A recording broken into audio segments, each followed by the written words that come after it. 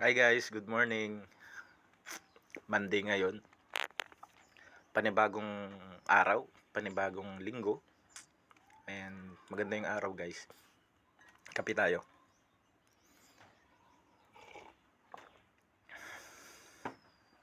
Yung gumigising sa atin, kape. Itong video na to guys, para malaman nyo na nababawasan po tayo na followers. 36,000 followers na lang tayo guys. So medyo marami-rami na din yung nawala. Pero may dumadagdag.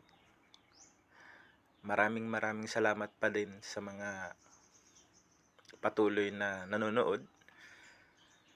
Masaya na ako guys kahit may nanonood na 500 or 1,000. Hindi kagaya nung noon is marami-rami yung nanonood.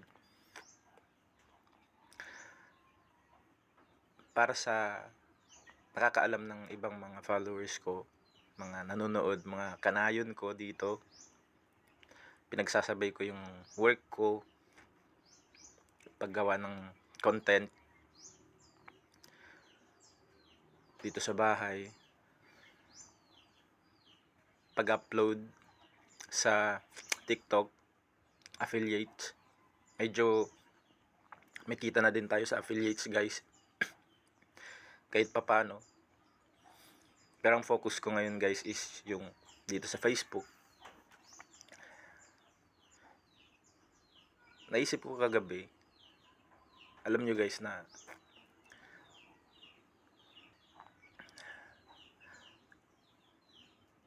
nakakapagod na pag tinitignan mo yung followers mo is nababawasan. Nakakapagod mag-upload sa Facebook. Kapag hindi kasi cut.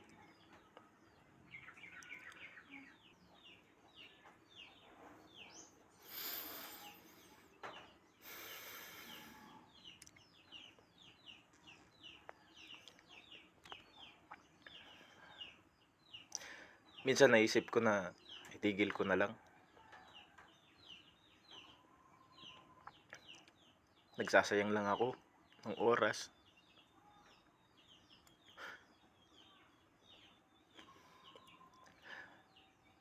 Pagod ako.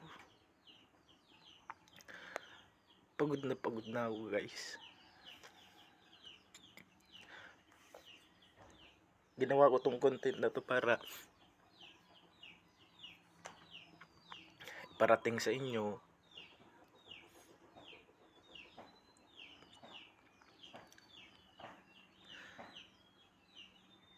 hindi madali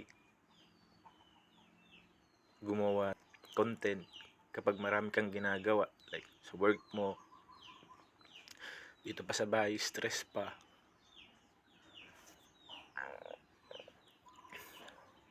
So yung 36,000 followers, maraming salamat pa din kasi naka-stay kayo, meron pa din nanonood papaano, and nag-share, nagre-react.